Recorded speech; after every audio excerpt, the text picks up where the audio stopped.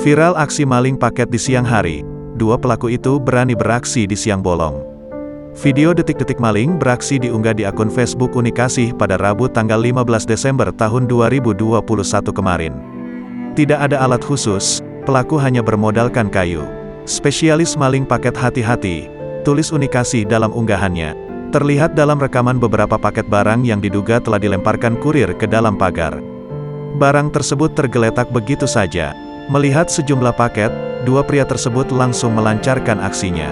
Mereka berhasil membawa kabur dua barang yang masih terbungkus.